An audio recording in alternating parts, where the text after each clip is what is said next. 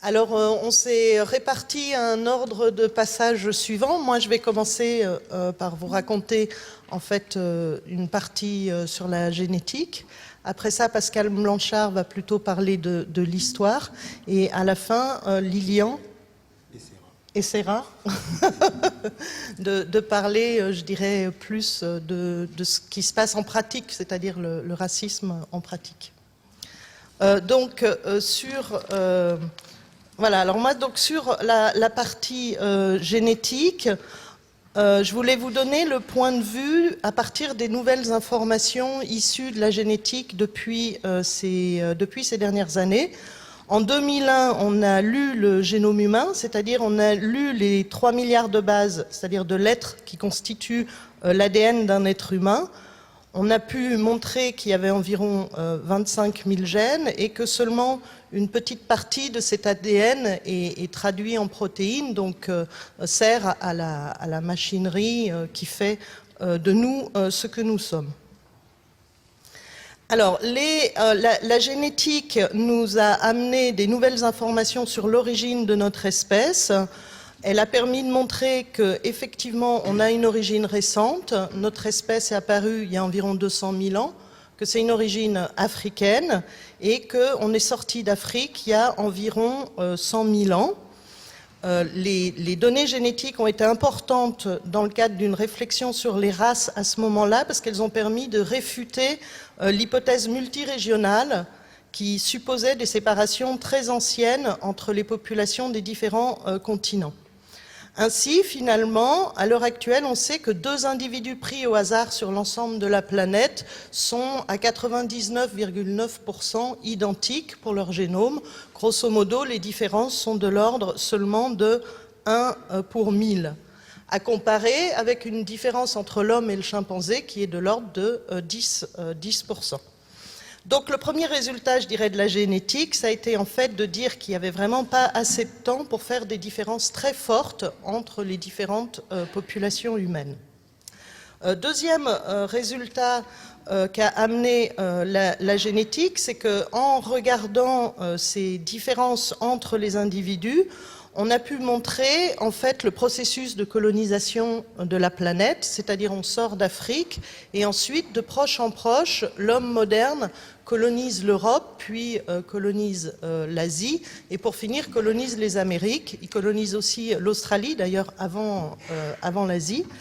Et ensuite, une fois que les populations sont établies, il y a toujours eu des échanges de proche en proche entre les populations humaines. Ce qui fait que finalement, quand on regarde l'ensemble de la diversité génétique actuelle, on trouve un lien très fort entre la génétique et la géographie. 2 individus sur la planète se ressemblent d'autant plus génétiquement qu'ils sont proches géographiquement. Alors, donc ces travaux, en fait, confirmaient ce qui avait déjà été fait il y a 30 ou 40 ans avec des marqueurs classiques, mais permettaient de préciser le niveau de différence entre les populations humaines. Le résultat un peu nouveau de ces nouveaux travaux qu'on dit un peu pangénomiques, c'est-à-dire qui utilisent l'ensemble des données génétiques, c'est qu'on a pu montrer qu'à partir des petites différences qu'il y a entre les populations humaines, comme il y a beaucoup de migrations, les populations restent très proches les unes des autres, il y a très peu de différences entre les populations humaines et qu'en moyenne, un individu est juste un petit peu plus différent d'un individu qui vit très loin de chez lui, par rapport à un individu du même village. C'est-à-dire si vous comparez par exemple un Européen et un Australien, ils sont juste un petit peu plus différents que si vous comparez 2 Européens entre eux. Néanmoins, à partir de ces petites différences, on arrive avec les données génétiques à former des groupes d'ancestralité, c'est-à-dire qu'on peut regrouper des gens en fonction de leur proximité génétique, de telle sorte qu'à l'intérieur d'un groupe, les gens soient plus similaires entre eux et plus différents avec les gens d'un autre groupe. Alors, le premier niveau, c'est bien sûr au niveau du village. En général, on ressemble plus génétiquement à quelqu'un du même village qu'à quelqu'un du village un peu plus loin. Et on peut comme ça regrouper jusqu'à arriver à un niveau de groupe qui correspond grosso modo au continent. Alors, ces groupes que l'on peut former avec les données génétiques, il a été montré qu'ils avaient bien sûr des limites floues et que ça ne fonctionnait que pour les gens qui ont tous leurs ascendants qui viennent bien sûr du même endroit. Ce n'est pas le cas de tous les individus de la planète. Par exemple, les Afro-Américains qui ont été énormément étudiés dans ce contexte-là, on voit que leur génome, on ne peut pas le retracer à un seul groupe d'ascendance. Il faut plutôt voir le génome comme des mosaïques avec des petits bouts qui viendraient plutôt d'Afrique et des petits bouts qui viendraient plutôt d'Asie. Alors, ces groupes d'ascendance, il y a eu des débats pour savoir pourquoi on n'utilisait pas le terme de race pour décrire ces groupes d'ascendance. En fait, le problème, c'est que, comme vous le savez tous, le terme de race est chargé d'autres sens. Notamment, le terme de race est chargé du sens de hiérarchie, qui a bien sûr rien à voir avec des groupes d'origine géographique différentes, mais surtout, la notion de race, et c'est important, implique ce qu'on appelle une essentialisation, c'est-à-dire qu'on associe à des différences biologiques des valeurs morales, des différences de comportement, des différences de culture, des différences d'aptitude. On fait un passage, je dirais, du biologique au culturel. Alors, qu'en est-il des différences visibles, notamment la couleur de la peau, qui ont été utilisées pendant très longtemps pour faire des typologies raciales?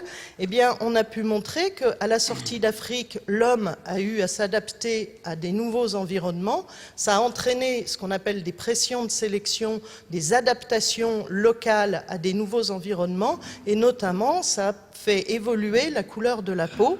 C'est-à-dire que les populations où il y a le moins d'ensoleillement ont une couleur de peau plus foncée et les populations dans les zones très ensoleillées ont une couleur de peau plus claire.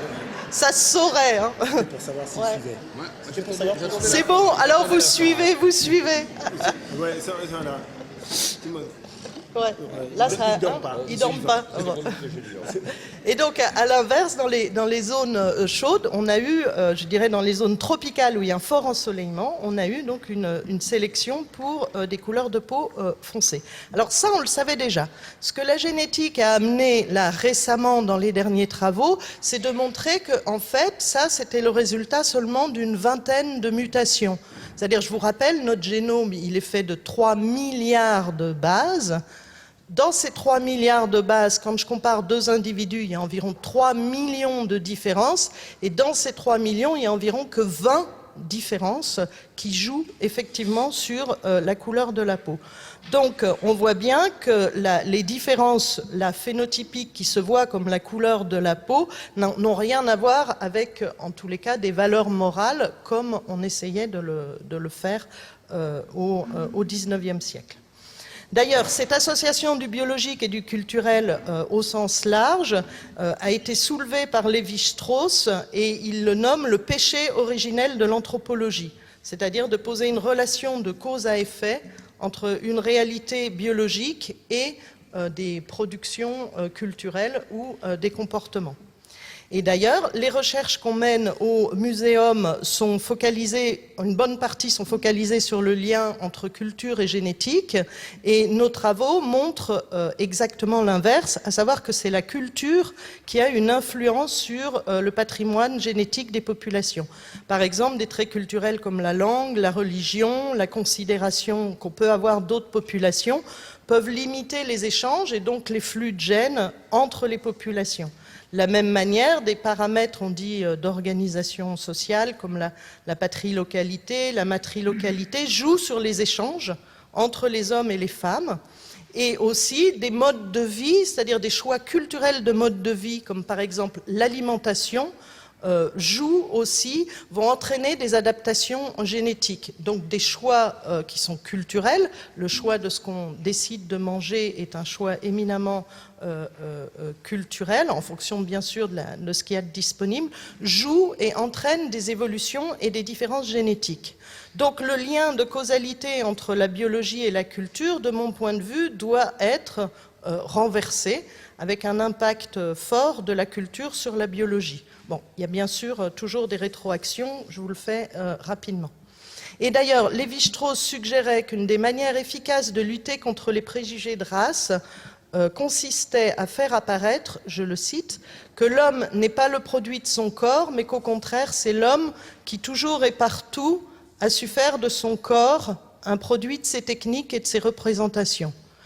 Bon, je serais beaucoup plus nuancée que Lévi-Strauss, étant donné que notre corps, et particulièrement notre cerveau qui permet de produire cette culture, est le produit d'une évolution biologique. Néanmoins, je pense que c'est important de penser à renverser la pensée et d'aller aussi du culturel vers le biologique. Donc, en conclusion, si on revient des ingrédients indispensables pour le racisme, en lisant différents ouvrages, et je dirais il est clair qu'il y en a 3, il faut déjà une diversité biologique qui permet de catégoriser, après ça une essentialisation des catégories, c'est-à-dire on part du biologique vers le culturel, on attribue des qualités, des défauts particuliers à partir du biologique, pour finalement arriver à une hiérarchie de ces groupes. Je ne pense pas que l'essentiel, je pense pas que le résultat fondamental de la génétique, c'est de montrer qu'on a du mal à catégoriser les groupes humains, parce qu'en effet, ça laisse sous-entendre que si on arrivait à catégoriser correctement avec les données génétiques, alors on pourrait être raciste, ce qui n'est pas le cas. Je pense qu'il ne faut pas gommer les différences pour combattre les discriminations. En revanche, je trouve que les nouveaux travaux qui montrent que le lien entre culture et génétique, c'est-à-dire de la culture vers la génétique, et qui donc renversent ce qu'on appelle l'essentialisation, sont des nouveaux moyens de lutte contre les préjugés de race. Voilà. L'invention des prétendues races aurait pu très bien fonctionner sans la science. Mais la science parlait, discutait, mesurait, observait justement ces populations venues des 4 coins du monde. Moi, mon registre, il est complètement différent. La science a servi le discours sûr. Elle aurait très bien pu, je dirais, totalement inventer. On aurait pu parler de martiens qui venaient d'une autre planète.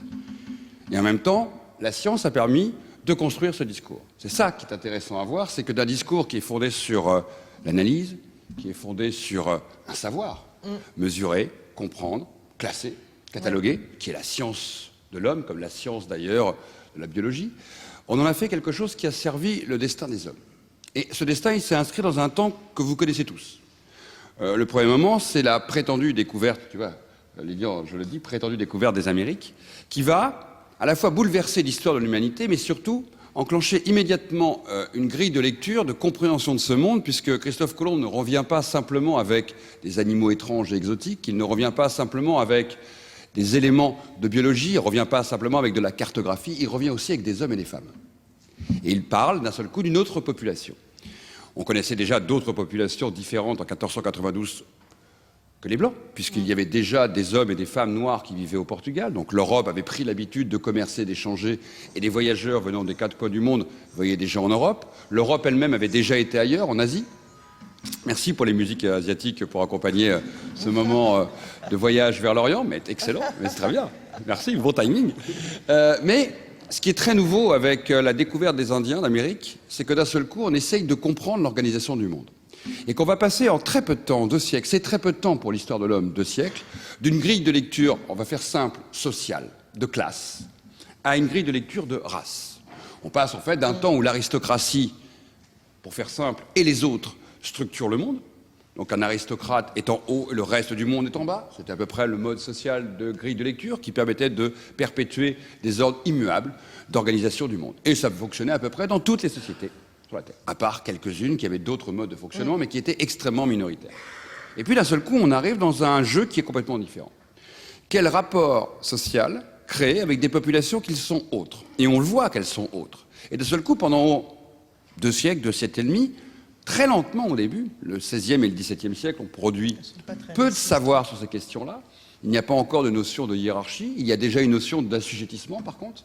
On considère très vite, au nom du religieux, que certains peuvent être mis en esclavage et d'autres pas. On commence à disserter sur les possibilités ou non de universalité de l'âme, par exemple, mais on n'est pas encore dans un discours où la science entrelace le discours politique et religieux. Ça, c'est le XVIIIe. Et le XVIIIe va aller extrêmement vite pour proposer une nouvelle grille de lecture du monde. Ce ne va plus être les aristocrates et les autres qui expliquent le mode social de fonctionnement de l'humanité. Ça va être la couleur de la peau, la texture des cheveux, la potentialité des boîtes crâniennes, des éléments qui vont devenir, entre guillemets, tangibles. C'est-à-dire qu'on mesure, on regarde, on observe, on distingue, on classe par couleur, par chromie, et d'un seul coup, on en déduit de la même manière que la science le fait encore dans certains cas aujourd'hui, des catégories. Sauf que ces catégories ne sont pas simplement là pour dire « je vois, j'observe, je constate ». On commence à attribuer des valeurs morales, des éléments culturels, des potentialités. Je donne un exemple très simple. Pour mettre l'homme noir ou la femme noire en esclavage, vous avez 2 manières de l'appréhender. Vous le faites uniquement par la violence et la brutalité, l'autre se révolte ou non, ou vous essayez d'arriver à démontrer que le mettre en esclavage est quelque part normal. D'abord, vous lui déniez le droit d'avoir une âme, vous ramenez ça à un discours sur la non-équité entre les hommes, et surtout, vous expliquez qu'il ne sait pas ce qu'est le travail normal, salariat, qu'il faut le forcer pour apprendre le travail, et que la meilleure manière de convaincre un noir à travailler, c'est de le pousser et de le chicoter pour qu'il travaille. Et donc, vous le démontrez par la science. Il n'a pas, naturellement, c'est tous ces dessins du XVIIIe que vous voyez, en attendant que le fruit tombe de l'arbre, sous le cocotier, il ne sait pas aller chercher la noix de coco dans l'arbre. Ça vous paraît extrêmement banal, si ce n'est que la plupart des opinions, 18e au 19e, avaient totalement digéré cette idée que si vous ne fouettez pas un noir, il ne travaille pas. Là, vous rentrez dans quelque chose qui n'a plus rien à voir avec un discours scientifique. Sauf que c'est porté à l'époque par un soi-disant discours scientifique. Les conférences que vous avez, que ce soit au Japon, en Russie, en Allemagne, en Angleterre, en France, en Italie, aux États-Unis, en Argentine, en Afrique du Sud, sont des discours qui font le lien entre découverte scientifique, je dirais, grille de lecture de ces populations, et comportements sociaux, ou sociologiques, ou politiques, ou culturels. Ils ne savent pas fonctionner dans les sociétés comme les nôtres. Ils ne seront jamais capables de pratiquer le vote pour être des électeurs lambda comme les nôtres. Qu'est-ce qu'on n'entend pas au moment de 1848, au moment de l'abolition de l'esclavage? Ils ne sont pas capables d'être comme nous. Et cette frontière qui se crée entre le « comme nous » est essentielle, car là, la science a besoin d'intervenir. Que va faire la science? Au départ, elle va énoncer un discours qui est très théorique. Pourquoi théorique? C'est que ces populations ne sont pas présentes en Occident, ou de manière exceptionnelle. Jusqu'à la fin du XVIIIe siècle, elles rencontrent quelques rois, quelques princes qui font venir des spécimens vivants en Occident, mais ça touche une infinité des gens. Il n'y a pas d'écrit à ce moment-là, il n'y a pas le cinéma, il n'y a pas un théâtre populaire qui présente suffisamment de spécimens pour que l'ensemble des populations aient pu voir de leurs yeux les gens dont on parle. Les écrits, nous sommes à 95% dans une population illettrée en Occident. Ce ne sont pas par les livres que ce savoir arrive. Il commence légèrement à être énoncé par quelques dessins et gravures et chansons, mais c'est surtout au 19e que la révolution se passe. Pourquoi? Pour 2 raisons. D'abord parce qu'à ce moment-là, tous les ans, à peu près, les grands empires colonisent 3% de la surface de la Terre. Et ça va être un rythme régulier jusqu'à la Première Guerre mondiale. Que ce rythme va induire le contre-coup de ces conquêtes, ce qu'est la venue en Occident, soit pour se battre, soit pour la science, soit tout simplement pour le voyage de populations des 4 coins du monde. Et là, c'est une des expositions sur lesquelles on a travaillé avec Lilian, avec Exhibition, la Banson du Sauvage, nous, un nous large, vont commencer à découvrir les autres. Et le discours de la science, à ce moment-là, va accompagner le discours du spectacle et le discours du politique. Car les 3 ont des intérêts communs. La science élabore un discours sur le monde, hiérarchise, organise. Il est même assez surprenant de voir des scientifiques qui vont au jardin d'acclimatation où sont exhibés des hommes au nom du spectacle, les mesurer pour eux-mêmes écrire des traités qui vont légitimer demain que d'autres hommes doivent venir au jardin d'acclimatation pour être exhibés. Ce mécanisme-là fait qu'aussi le système politique a une démonstration parfaite. Venez voir ceux qui sont différents, venez voir ceux qui sont inférieurs, vous aurez la démonstration en ayant vu le sauvage qu'ils ne sont pas comme nous. S'ils ne sont pas comme nous, c'est qu'ils n'ont pas les mêmes droits que nous. S'ils n'ont pas les mêmes droits que nous, c'est que nous pouvons guider leurs pas. Et si nous pouvons guider leurs pas, nous pouvons prendre leurs terres. Ce mécanisme va prendre à peu près un siècle à se mettre en œuvre. Au point qu'au début du XXe, la plupart des opinions au Japon, en Europe, en Amérique, vont conceptualiser cette idée qu'il est normal d'emmener vers la lumière des peuples dans les ténèbres. Ils vont trouver normal d'aider ces peuples sauvages à devenir des civilisés, parce qu'ils les auront vus dans un cirque, dans un jardin d'acclimatation, depuis le temps de la Vénus autochtone, 1815. La plupart des 30 000 exhibés que l'Occident va exhiber, en à peu près un siècle et demi, auront été vus par 1,5 milliard de visiteurs dans les différentes exhibitions. Nous ne sommes pas encore au temps du cinéma, je le rappelle. Nous ne sommes pas encore au temps d'une presse suffisamment large en diffusion par la photographie. C'est bien d'abord par la rencontre à cet autre inventé que ce discours va se poser. Et en même temps, la science, c'est son grand siècle, le 19e. La science de l'homme connaît son siècle de construction et de débat. Ils ne sont pas forcément en phase et d'accord. Par contre, le sujet d'étude, c'est justement d'arriver à débattre sur égalité ou inégalité des hommes. Le sujet d'étude, c'est la mesure, la malmesure de l'homme, pour savoir qui est l'autre. Le sujet, c'est de mesurer la capacité crânienne, comme le faisait Le Bon, des populations asiatiques, européennes ou noires. Le sujet, c'est de définir aussi si l'homme et la femme sont bien inégaux. Et tout ça, c'est la mesure. La mesure accompagne la conquête et accompagne la mise en scène de la différence. Tout ça nous paraît, nous, très accéléré, mais en même temps, ce temps est très long. Il fait débat, il y a opposition, il y a même désaccord entre les scientifiques sur ce qui est proposé. Mais par contre, ce débat devient omniprésent sur la compréhension du monde. Et ça devient à un moment une grille de lecture fondamentale. Je le résume en une seule phrase. Quand vous allez vous promener au jardin d'acclimatation, ou à Midley Presence, à Chicago, ou quand vous allez vous promener à Wembley pour la grande exposition coloniale, ou à Amsterdam pour celle de 1883. Vous savez qui est le visiteur et vous savez qui est le visité.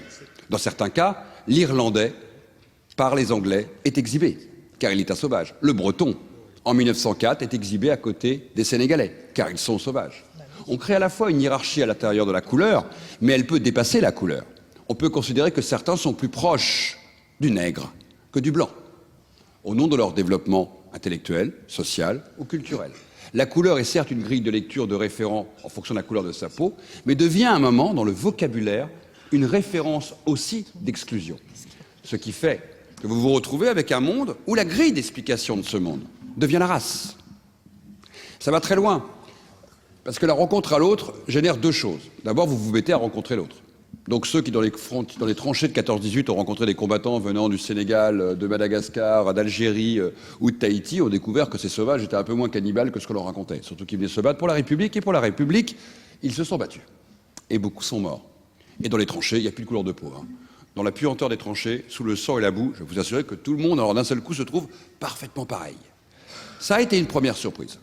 Deuxième étonnement, quand on va à cette rencontre à l'autre, il se passe une chose, c'est que ça donne des enfants. Et des fois, ces enfants, ils ne sont plus ni noirs ni blancs. Ils sont métis. Et le métissage est devenu le grand sujet des scientifiques au 19e, mais aussi le grand sujet des politiques.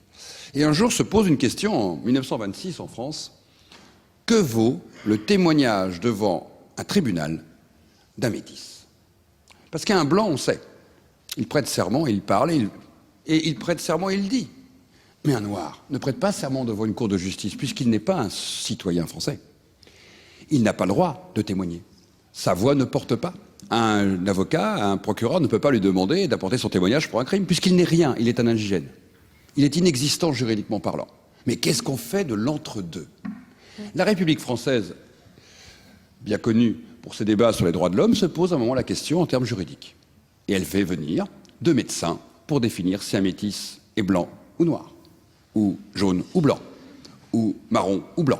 Et on définit avec 2 certificats médicaux en 1928, d'abord pour l'Indochine, puis 1929 pour l'Algérie, puis 1931 pour toute l'AOF, puis 1934 pour toute l'AEF et Madagascar, et enfin pour les Antilles en 1939, vous devez avoir un certificat de race française.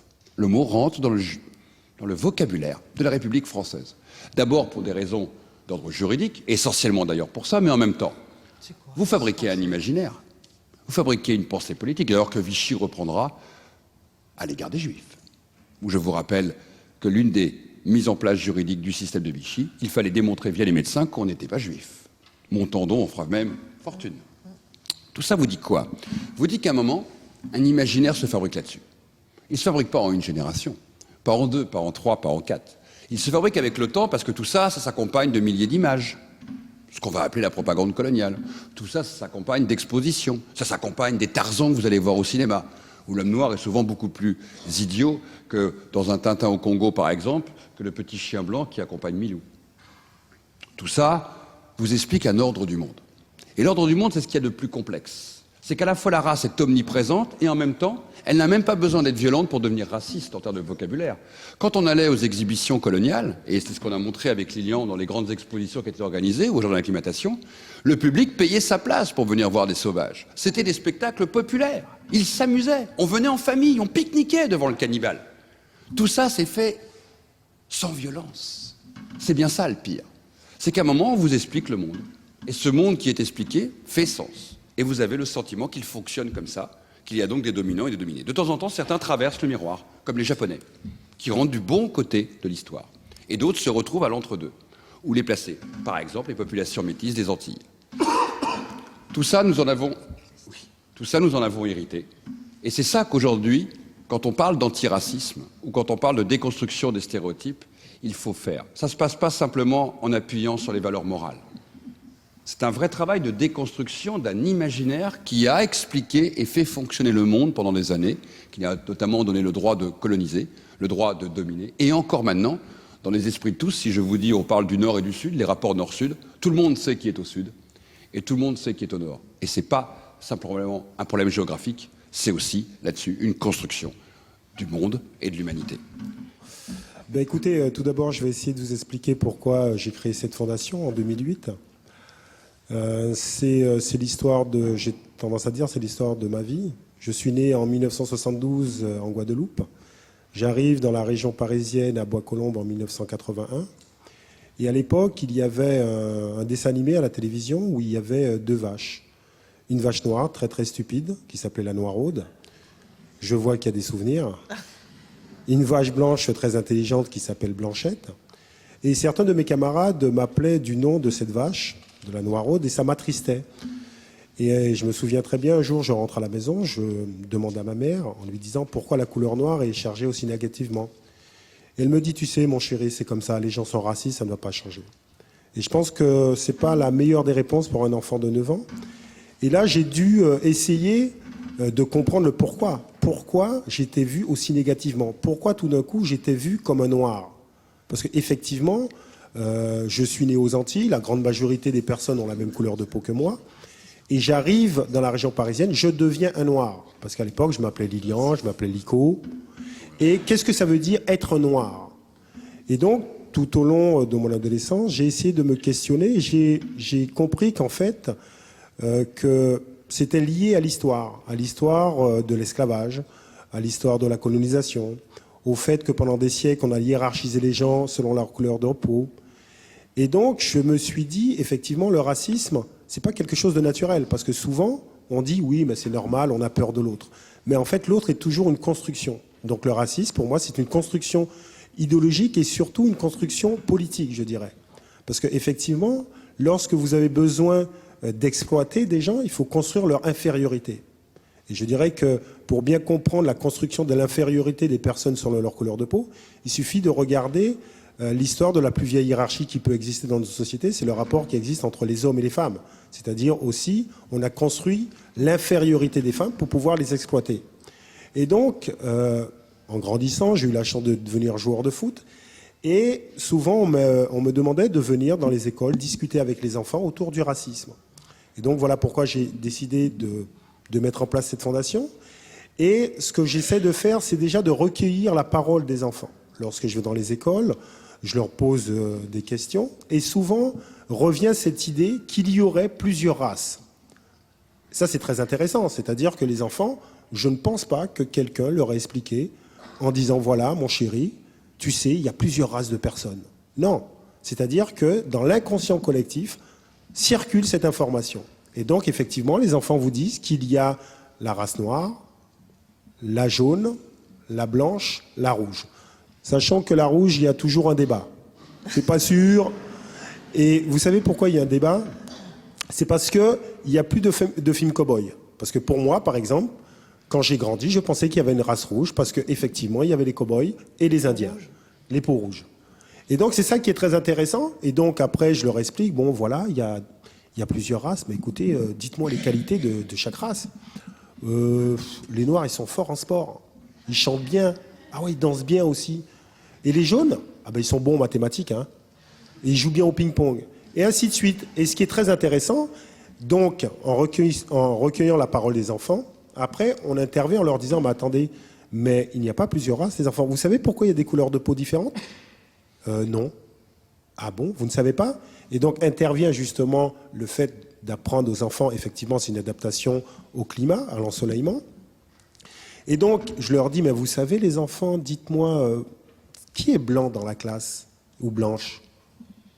Moi. Qui est noir? Moi. Je leur dis, bon voilà les enfants, alors je vais vous montrer cette feuille. Quelle couleur? Elle est blanche, monsieur Thuram. Vous allez venir à côté de moi, vous allez passer. Elle est de quelle couleur? Jaune. Ah ben elle est beige. Et ça c'est intéressant, c'est à un moment donné, essayer de dire aux enfants, voilà, nous sommes conditionnés à certaines choses. Nous sommes tous conditionnés à une façon de faire et de penser. Et moi, par exemple, en discutant avec mon fils, parce qu'on rigole des couleurs, mais un jour, je discute avec mon fils, je lui dis, Kiefren, mon chéri, tu es le seul noir de ta classe? Et lui, il me regarde, il me dit, mais papa, je ne suis pas noir. Et là, je me dis, oh là là là là, il a des problèmes avec sa couleur. Ça y est, il n'assume pas sa couleur. Je lui dis, ah bon, tu n'es pas noir? Il me dit, mais non, je suis marron, papa. Ah, je dis, ok, d'accord. Je dis, mais mon chéri, les autres de ta classe, ils sont de quelle couleur? Ben, ils sont roses. Et donc là aussi, on voit comment nous, parents, on conditionne nos enfants à certaines choses.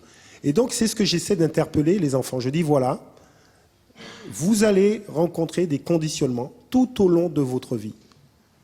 Et en règle générale, je leur dis, parce qu'ils ont du mal à comprendre le conditionnement, je leur dis, voilà, ceux dans la classe qui ont la même religion que leurs parents lèvent la main.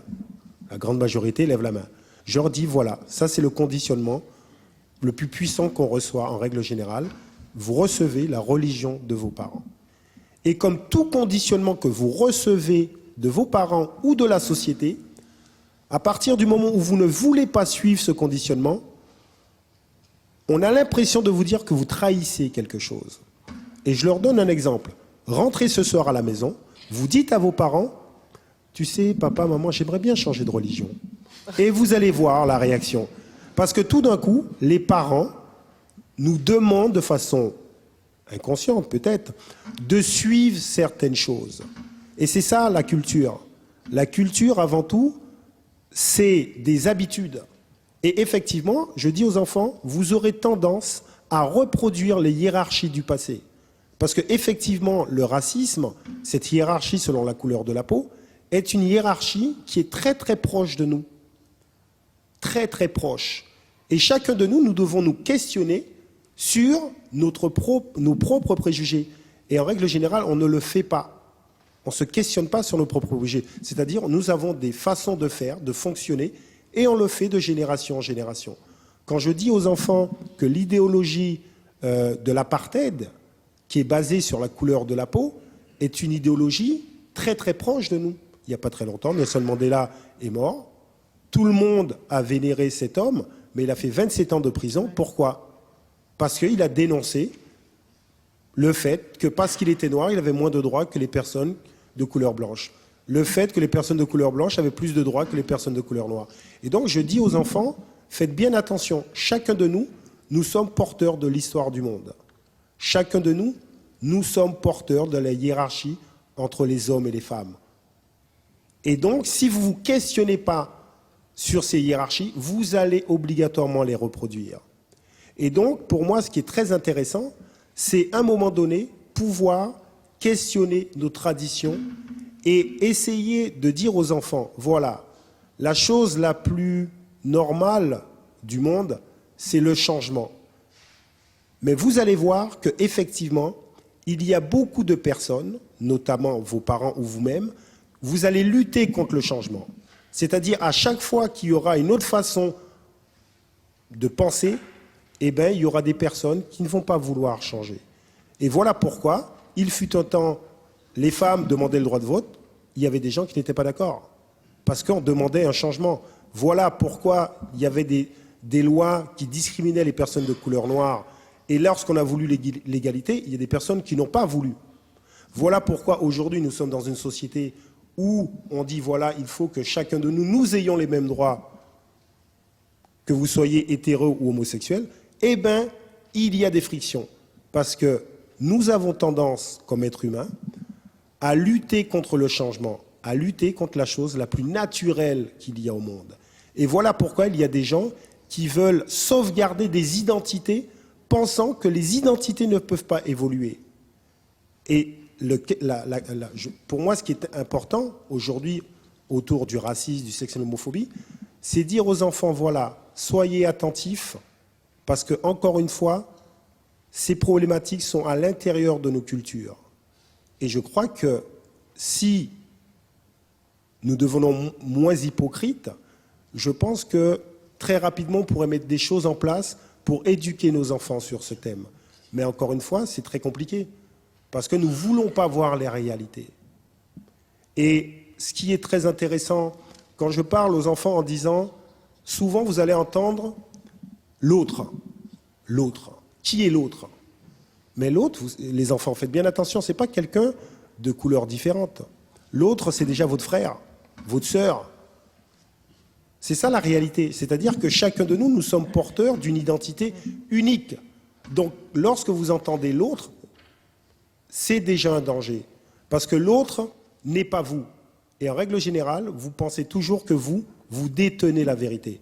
Et donc, c'est pour ça qu'il y a un concept qui est le décentrement, la capacité de se mettre à la place de l'autre, qu'on devrait aussi développer chez les enfants. Parce qu'effectivement, chacun de nous ici, parfois, dans notre propre vie, nous pensons détenir la vérité. Mais en même temps, c'est ce qui nous permet aussi d'être ce que nous sommes. Et donc, toutes ces choses éducatives doivent être touchées pour permettre aux enfants, à la fin, d'avoir, je dirais, une liberté de penser. Une liberté de penser. Une réflexion consciente. C'est ça, c'est-à-dire être conscient de ce qu'on pense, de ce que nous sommes. Et si nous développons chez les enfants cette faculté à réfléchir sur soi-même, je pense qu'après, il y aurait moins de problèmes. Parce qu'effectivement, il verra l'autre, et peu importe sa couleur de peau, comme lui-même. C'est-à-dire un être chargé de tradition et chargé d'invisible. Parce que je parle même d'invisible parce que, par exemple, nous, aux Antilles, il y a des soucougnants. Des soucougnants, c'est des êtres invisibles dans notre culture, ou des volants. Et par exemple, chez les personnes musulmanes, il y a des djinns. Et chacun de nous, nous sommes porteurs de ça aussi. Et si les enfants prennent conscience que nous sommes chargés de tout ça, je pense qu'après, ce sera beaucoup plus facile. Et j'espère qu'on ira vers ce chemin. Voilà. Non.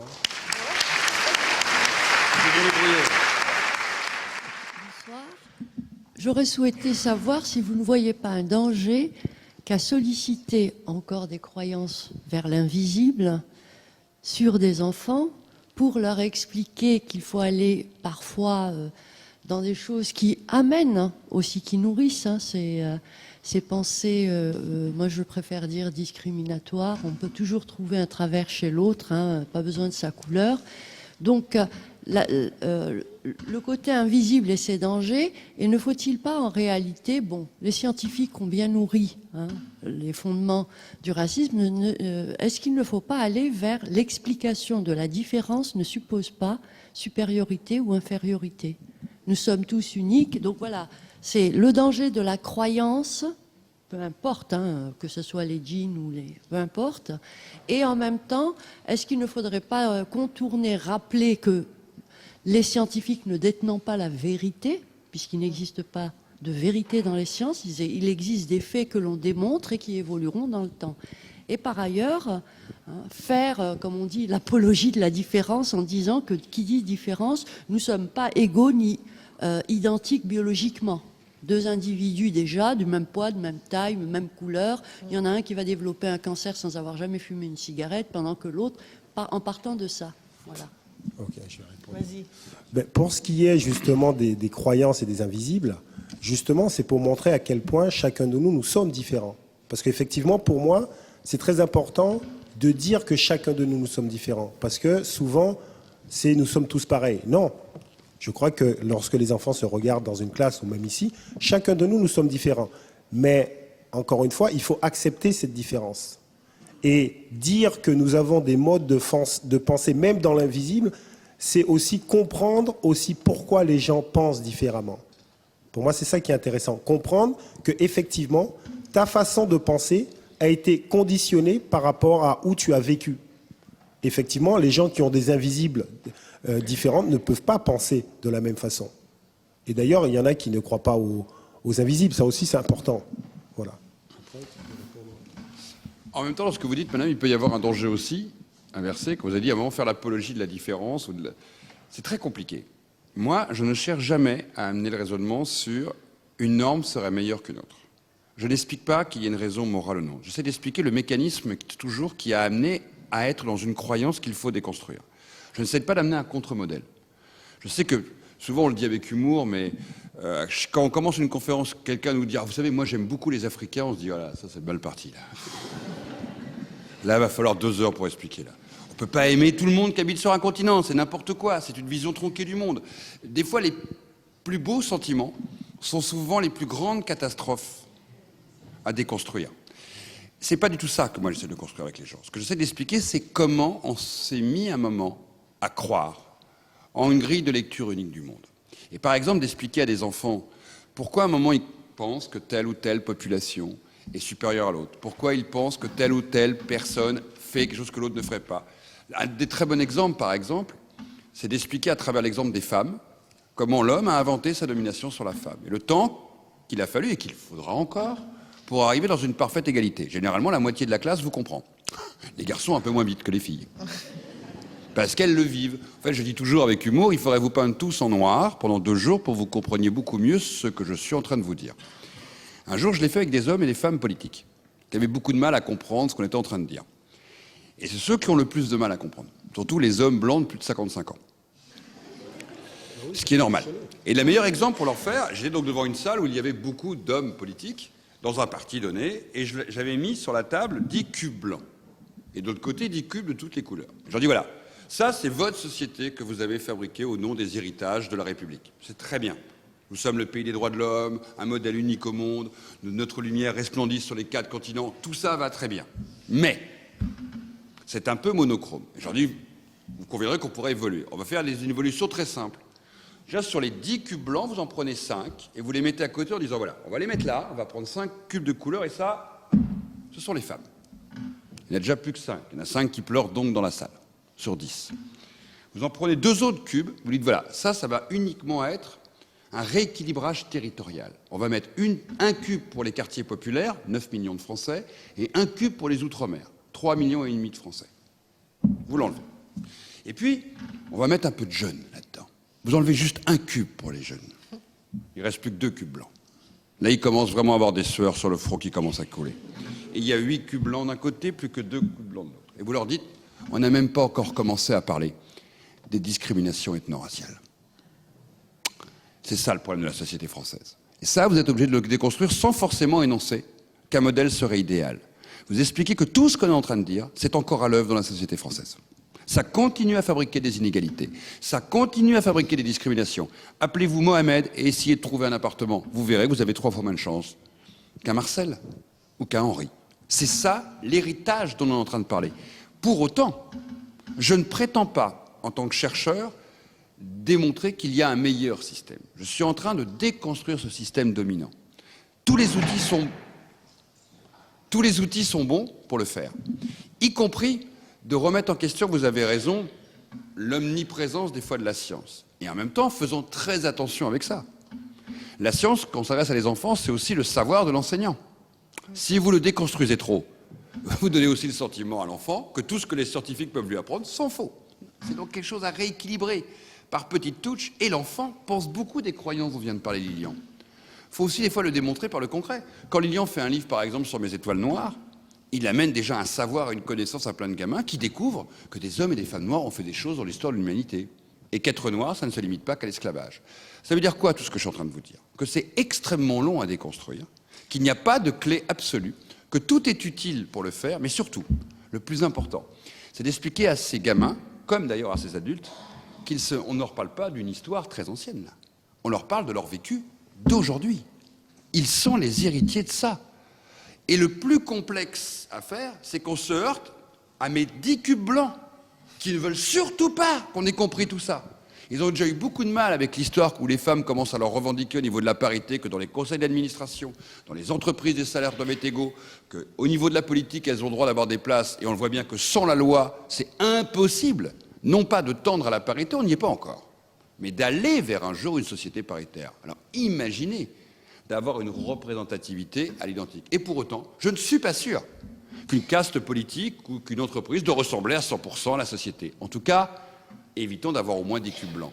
Des exemples très concrets, en utilisant aussi des fois des imaginaires assez complexes, mais en tout cas, en essayant de ne pas amener un modèle en disant il y en a un meilleur que l'autre. C'est d'abord déconstruire, et ça je trouve que c'est le plus important, ou d'expliquer pourquoi ils pensent comme ça. Que toute une mécanique, une culture, un discours, des images. Tintin au Congo, par exemple, ou l'image de Banania, c'est extrêmement intéressant pour comprendre la société française. Il n'y a que 2 peuples dans le monde qui ont choisi une icône publicitaire forte avec un homme noir aussi majeur. En France, si vous voulez comprendre la société française, vous avez Bibendum, la vache qui rit et Banania. Vous avez résumé la société française à travers ça. Je vais vous faire un cours de 5 heures, si vous voulez. 5 heures. Et l'autre peuple, c'est l'Amérique, avec Oncle Benz. 2 sociétés qui ont pratiqué la ségrégation et en même temps qui ont fabriqué et inventé l'homme noir au nom de cette société qu'ils fabriquaient. Et c'est pas un hasard, c'est dans ces 2 cultures-là, ces 2 figures iconiques sont aussi majeures. Bon, moi, je crois quand même qu'on peut aussi raconter ce qu'on sait de la science. Hein. Je pense que ça fait pas de mal. Que je trouve c'est intéressant de raconter effectivement comment les choses se sont construites. D'un autre côté, je voulais aussi rappeler, parce qu'il y avait quand même des anthropologues biologistes au 19e siècle qui n'étaient pas pour l'inégalité des races. Il y avait Quatrefages et puis d'autres. Donc c'est vrai que quand on est scientifique, on est en partie aussi le produit de son époque. Je pense que maintenant, au XXIe siècle, on l'a beaucoup plus compris qu'au XIXe. Il y a les sciences humaines qui nous le rappellent assez régulièrement. Mais moi, je pense qu'il faut aussi apprendre cette diversité génétique, apprendre d'où elle vient et avoir des enseignements de sciences là-dessus. Mais c'est le cas en général dans les collèges, les lycées, les écoles. Bonsoir, juste une question pour rebondir sur l'approche sociopolitique. Vous avez parlé des hommes, des femmes, de constats d'inégalité, de 2 pays, la France et les États-Unis. Est-ce que vous pensez que dans notre contexte républicain d'égalité de droits, des démarches en termes de politique publique, de discrimination positive pourraient être une solution pour déconstruire ces schémas et aller vers une égalité réelle entre des situations de discrimination donc basées sur la couleur de peau notamment? Je peux répondre? Ça existe déjà chez nous. Notre pays le pratique déjà. Nous avons la parité au niveau électoral. C'est bien une politique de discrimination. Nous avons l'inéquité ou le rééquilibrage de l'inéquité territoriale, puisque vous avez des UP, vous avez des zones prioritaires, vous avez des territoires où les enfants des écoles sont censés recevoir plus que d'autres au nom des inégalités de ces territoires, dans les outre-mer, dans les quartiers populaires. Nous avons, pour l'entrée dans certaines classes préparatoires, dans certaines écoles, des politiques spécifiques de discrimination, ça existe. En même temps, la République refuse de le dire. Mais attends, C'est toute cette ambiguïté. Elles sont sociales, hein. C'est des discriminations positives sociales. Oui, c'est pour ça qu'on refuse de le dire. Alors qu'on sait très bien que quand on parle des quartiers populaires, on parle des petits noirs et des petits arabes. Hein? C'est toute la grande différence avec l'Amérique qui, à un moment, a dit très clairement, parce que l'Amérique utilise le mot race dans ses statistiques. C'est-à-dire que vous pouvez cocher, enfin, vous pouvez pas, vous cocher sur un formulaire qui vous êtes, comme au Brésil. Attends, juste, les États-Unis viennent de changer, maintenant tu peux cocher plusieurs cases. T'as toujours pu cocher plusieurs cases, hein Ouais, non, et tu peux même en cocher une aucune. Maintenant c'est mis clairement. Quoi. Ouais, t'as aucune. Avec des exemples qui sont assez marrants d'ailleurs. Moi, personnellement, je pense que effectivement, avant peut-être de mettre une discrimination positive, c'est essayer de faire une photographie de la réalité des choses. C'est-à-dire, effectivement, faire des statistiques, tout simplement. Mais en même temps, si vous faites des statistiques, c'est dangereux pour ceux qui sont dans une certaine position. Parce qu'ils vont peut-être perdre certains avantages. Les cubes blancs. C'est ça le problème. Mais moi, je pense qu'effectivement, ce serait normal de pouvoir faire une photographie, dire voilà, il y a tant, c'est peut-être pas normal. Par exemple, pour revenir au sport, il y a eu le magazine L'Équipe qui a fait des statistiques pour savoir combien d'entraîneurs de couleur noire il y avait dans les fédérations. Il y avait le foot, le basket, le hand, le volley, je crois, et le rugby. Le pourcentage d'entraîneurs noirs dans tous ces sports. Et je crois que de mémoire, il y avait 1, quelque chose %. Ça paraît aberrant quand même. Eh bien, je pense qu'on pourrait le faire dans d'autres domaines. Comme ça, on saurait exactement de quoi on parle. Mais là aussi, il y a des gens qui vont vous dire non, c'est pas bien de le faire. C'est pas bien de le faire parce que je crois qu'il y a des gens qui ne veulent pas savoir et qui ne veulent pas voir la réalité des choses. Voilà. Jean-Paul Sartre disait l'homme est une vision d'optique de Dieu. Et je veux savoir, Dieu a-t-il une couleur? Ou bien c'est le premier homme préhistorique de la Terre? Et puis attendez. Si Dieu a une couleur? Ouais. Dieu a-t-il une couleur? Ben écoutez, alors, en parlant avec mon fils, Marcus, le plus grand, je lui dis, mon chéri, tu vas me décrire Dieu. Il me dit, alors papa, c'est un homme qui a une longue barbe blanche. Et je dis, il est comment de couleur? Ben, il est blanc. Je lui dis, ben Marcus, c'est bizarre ça quand même. On a dit que Dieu a fait l'homme à son image. Toi, tu es marron foncé et tu vois Dieu blanc. Qu'est-ce que c'est que cette histoire? Donc, c'est ça qu'il faut se poser la question. Effectivement, dans l'imaginaire collectif, eh ben, pour beaucoup, l'homme est blanc, même aux Antilles. Donc, il faut se questionner. Et Marcus se questionne, il n'a pas trouvé la réponse pour l'instant.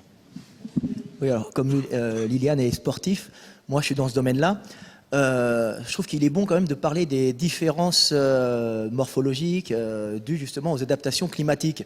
Et ça, on a voulu gommer tout ça pendant pas mal d'années en disant oui, c'est le sport, c'est alors si les blacks réussissent dans tel, on dit black, réussissent dans tel domaine. On peut dire noir. On peut dire noir, voilà. Moi, mes potes de banlieue, ils se disent nègres, mais il n'y a rien. Ça, par contre, non. Non, mais je sais. Mais eux entre eux, salut. Donc, pour moi, il n'y a aucune classification positive, négative. Il n'y a pas de. Ça, c'est l'aberration. Mais je crois qu'on a gommé les différences, morphologiques, les adaptations climatiques qu'il y a. Alors, particulièrement la France avec ses colonies, qui a eu pas mal de gens.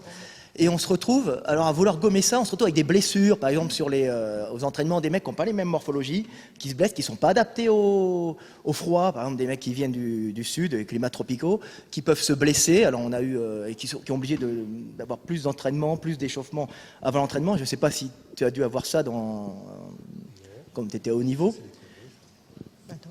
Oui. On peut répondre? Oui. Alors, vous ne trouvez pas que ça serait bien de revenir justement en montrant, oui, il y a des différences des adaptations climatiques, et ça on l'a gommé, c'est bien de les montrer en enlevant justement, de mettre une hiérarchie là-dedans, et de parler justement des adaptations. Parce que moi je voulais juste arriver à...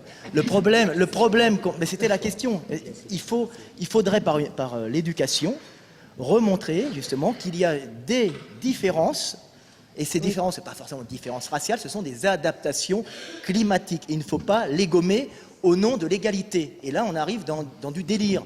Comme il y avait deux blacks, qui étaient des fils de ministres, qui étaient dans les chasseurs alpins, qui sont allés faire leur parcours, ils sont restés la nuit et ils sont morts parce qu'ils n'ont pas le système des Européens. C'est parce qu'ils avaient une mauvaise tante, pas parce qu'ils étaient noirs. C'est vrai. C'est le mec. Bon, alors Équipement. sur les adaptations biologiques, on les connaît bien. On connaît maintenant les gènes impliqués dans les adaptations à l'altitude. Par exemple, on a trouvé les gènes impliqués chez les populations tibétaines. On a des idées sur les gènes impliqués dans l'adaptation à l'altitude chez les Éthiopiens, mais ils ne sont pas encore connus. On connaît des gènes qui permettent effectivement une meilleure arrivée de l'oxygène au niveau des muscles.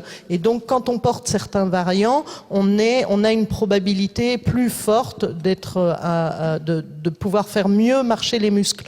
Le problème n'est pas là. Le problème est de dire tous les Éthiopiens courent vite, tous les Africains sont bons en sport. Qu'il y ait des différences individuelles, je pense que c'est bien intégré. Les médecins les connaissent très bien.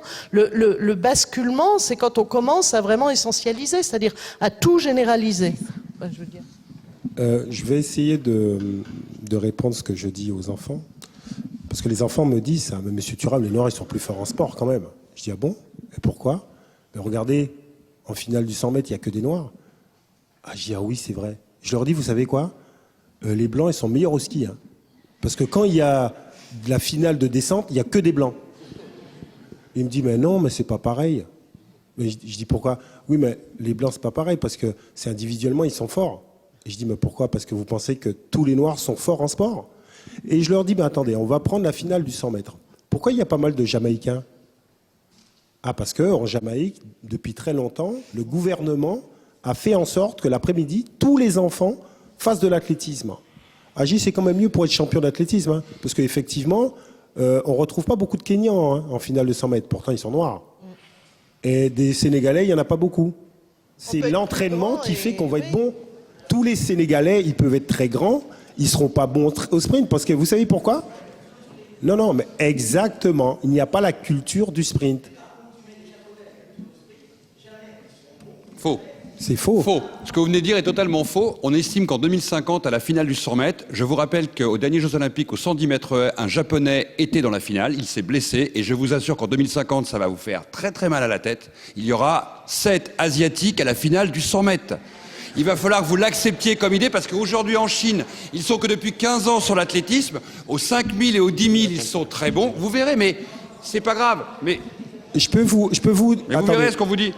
Attendez, je vais vous expliquer quelque chose. Ce qui est très intéressant, je dis aux enfants, le concept du fait que les personnes de couleur noire seraient meilleures au sport. Pas tous les sports déjà, hein, au sprint, d'accord. Ce qui est intéressant, en 1936, quand Jesse Owens gagne, d'accord, tout le monde est surpris. Tout le monde est surpris par la victoire de Jesse Owens. Pourquoi? Parce qu'à l'époque, il n'y avait pas le préjugé. C'était effectivement un blanc arien qui aurait dû gagner. Parce qu'à l'époque, les blancs ariens étaient meilleurs que les autres. Il fut un temps, la première fois qu'un noir a gagné le championnat du monde de boxe, eh ben, il y a eu une émeute aux États-Unis. Parce que tout simplement, les noirs ne pouvaient pas gagner la boxe. Parce que la boxe, c'était un sport de gentleman, d'hommes intelligents. Et là, tout d'un coup, un noir a gagné. Donc, comme il a gagné, c'est normal. C'est son côté bestial. Vous voyez comment on peut renverser les choses? Non, mais on va laisser quelqu'un d'autre poser une question, s'il vous plaît. Mais les Éthiopiens, regardez, les Éthiopiens qui font du marathon. Mais ils viennent tous du même lieu, dans des plateaux.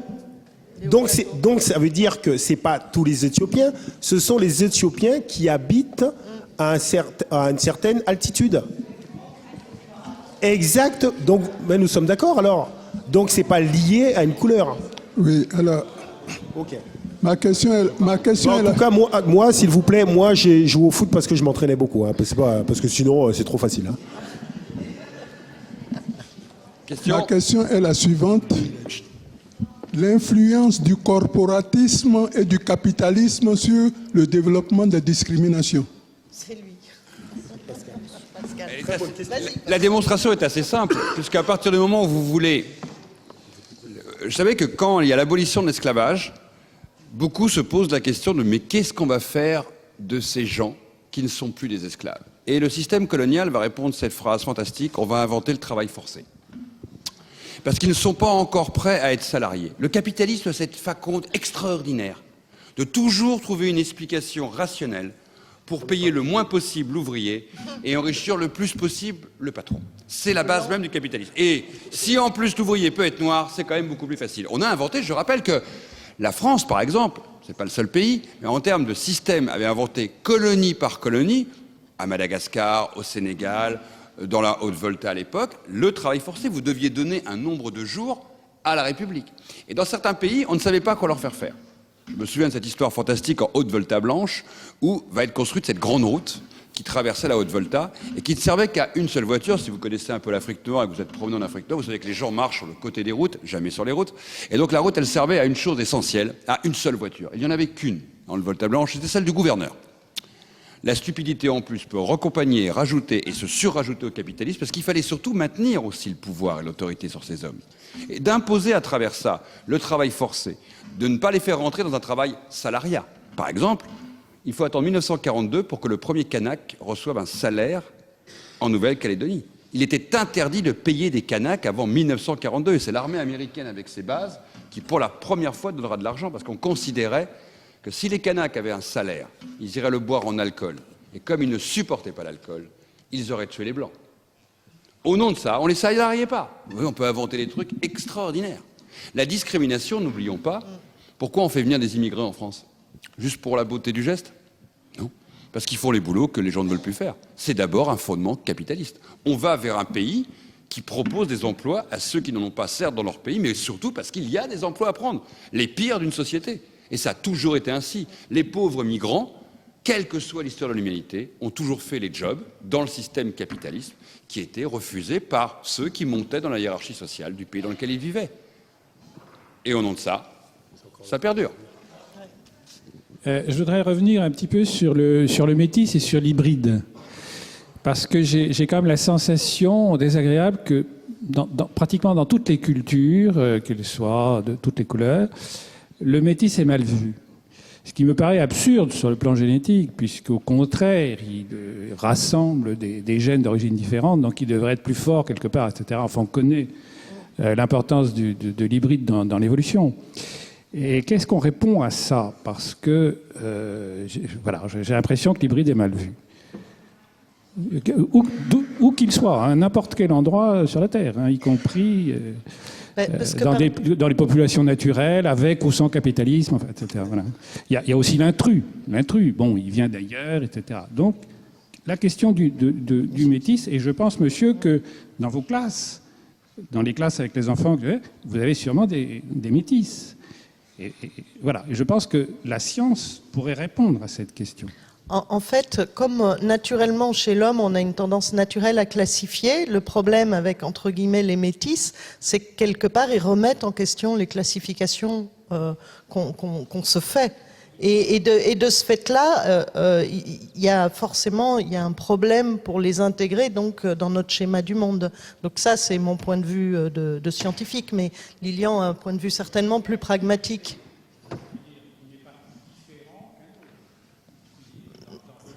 Non, dans notre vision, il n'y a pas de différence. Non, mais souvent, moi, j'ai tendance à penser que c'est une question de, vous savez, cette notion de pureté.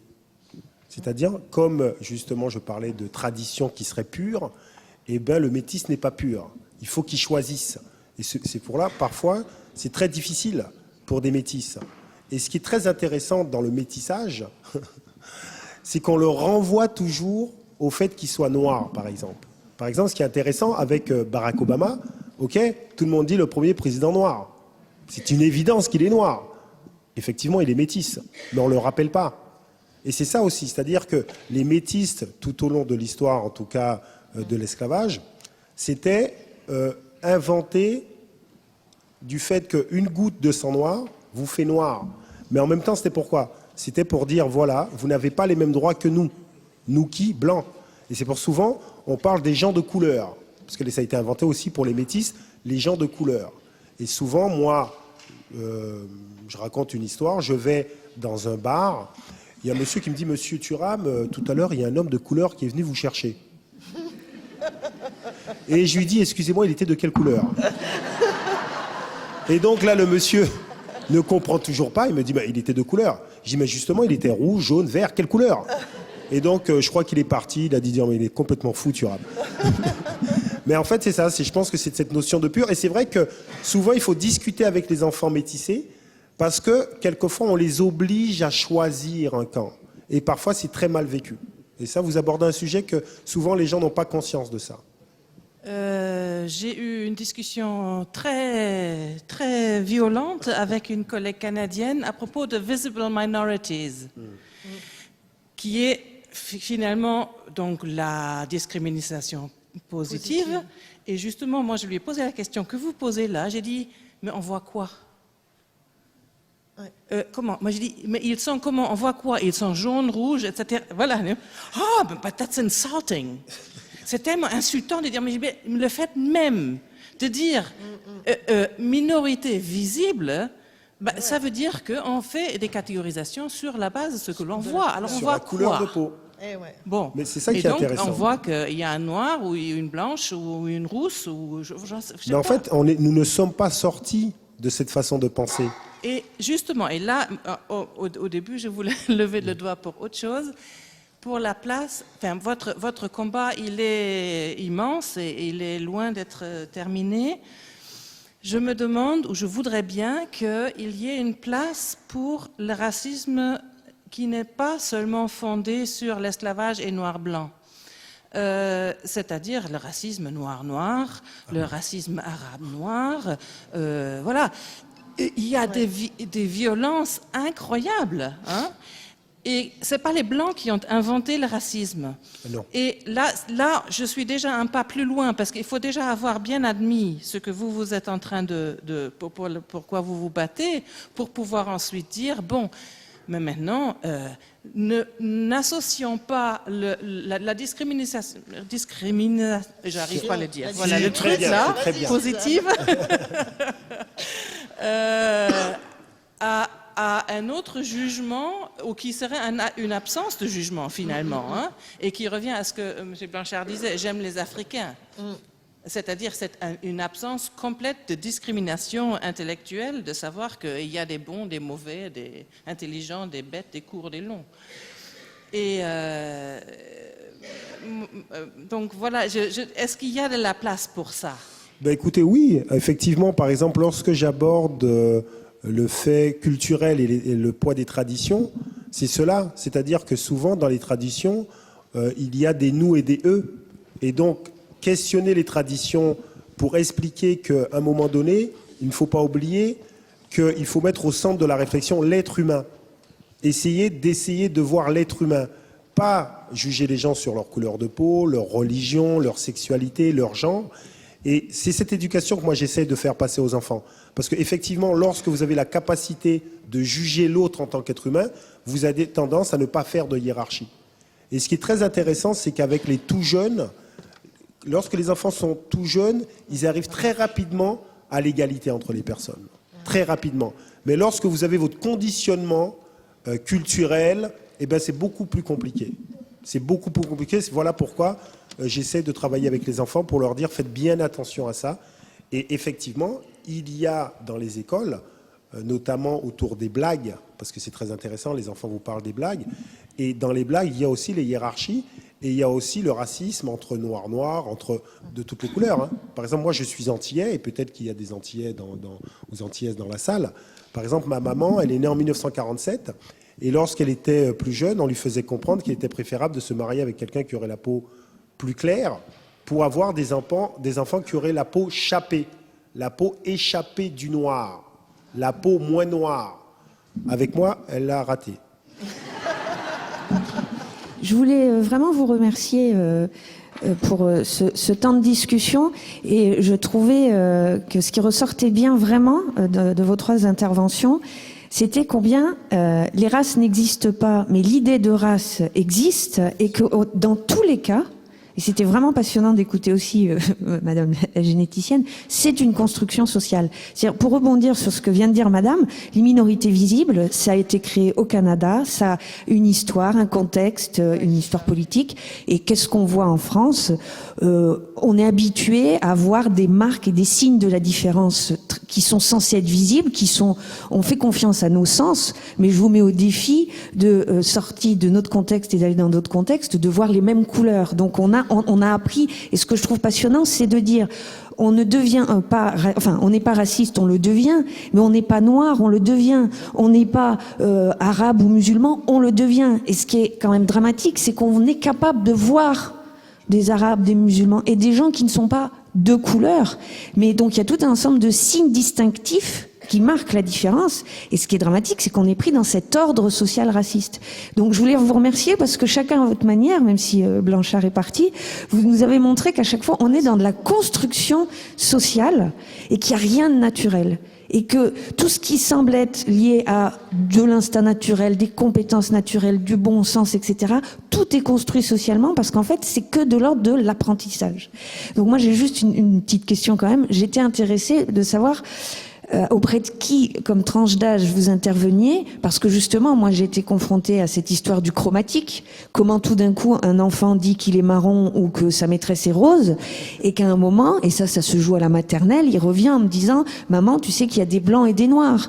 Sous-entendu, c'est une couleur sociale, puisque effectivement, il n'y a pas de blanc et noir. Il y a des gens qui ont des positions et des statuts, et qu'on veut maintenir à certaines places, et d'autres qui vont voilà, devoir bouger et peut-être jouer sur une ligne de couleur. Bon, je ne parlerai pas du métissage, mais c'est un jeu autour de la ligne de couleur, cette histoire de métissage. Donc du coup, ça m'intéresse de savoir les tranches d'âge auprès de qui vous intervenez et comment vous mettez en place des, je sais pas, des actions autour d'affiches, de mini-films, enfin de choses pour voilà, les impliquer. Merci. Tout d'abord, juste pour rebondir sur ce que vous disiez avant, effectivement, on devient blanc aussi. Souvent, on oublie ça. On devient blanc. Et quand on dit minorité visible, souvent je dis, moi je ne suis pas de minorité visible, hein, d'accord ? Par contre, si vous parlez de minorité visible, ça veut dire qu'il y a une majorité invisible. Attention, et la majorité invisible, elle est de quelle couleur ? Donc c'est pour ça que parfois, c'est très intéressant de se poser la question. Tout d'abord, alors nous, on intervient beaucoup dans les classes depuis tout petit. Nous avons mis en place un outil pédagogique pour les CM1, CM2, où vraiment il y a Evelyne Heyer qui explique les choses aux enfants, il y a monsieur Yves Coppens, il y a toutes les personnes de la Fondation qui donnent des informations justement aux professeurs pour qu'ils puissent arriver à discuter de ce sujet avec les enfants de façon intelligente. Parce que souvent, on a tendance à croire que discuter du racisme, c'est compliqué, mais c'est pas compliqué du tout. On peut sourire, on doit sourire, et on doit montrer, comme vous le dites, qu'en fait, c'est une construction intellectuelle qui vous emmène petit à penser le monde à travers les couleurs de peau. Et après, nous avons aussi des rencontres dans les universités, parce que parfois, nous sommes invités à l'étranger, donc on aborde le sujet de la même façon. Parce qu'encore une fois, je pense que les gens ne se rendent pas compte le pouvoir du conditionnement qui nous emmène petit à petit à penser d'une manière. Mais vraiment, hein. Et c'est vrai que les enfants n'ont pas les mêmes problématiques. Et donc, si vous voulez, M. Gauthier vous dira plus que moi, parce que c'est le directeur de la Fondation et il sait tout. Tout. Donc, non mais c'est vrai qu'on a fait des choses très intéressantes et c'est vrai qu'il y a beaucoup de professeurs qui ont cette volonté de faire passer ce message et changer les choses, parce que vraiment on aborde le racisme en disant que parler du racisme, parler du sexisme, parler de l'homophobie, c'est avant tout parler d'égalité. D'égalité, voilà. Merci beaucoup à nos intervenants pour cette soirée. Merci à vous.